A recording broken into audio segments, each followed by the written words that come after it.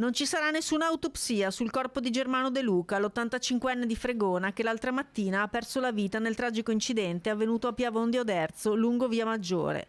La decisione è stata presa dal pubblico ministero Elisabetta Spigarelli, che ha escluso la necessità di procedere con ulteriori accertamenti, data la chiarezza della dinamica, e ha altresì disposto per la restituzione della salma ai familiari.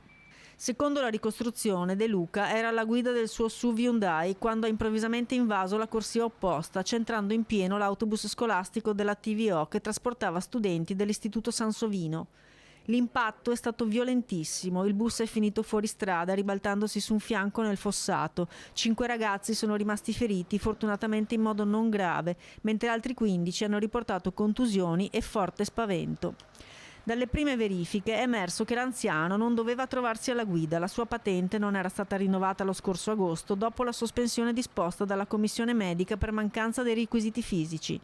Secondo un testimone, l'auto avrebbe iniziato a zigzagare pochi istanti prima dello schianto, elemento che fa ipotizzare un malore improvviso.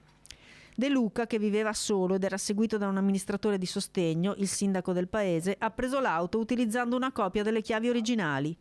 Pare fosse diretto a San Donà per far visita a un'amica di 90 anni con la quale aveva una relazione.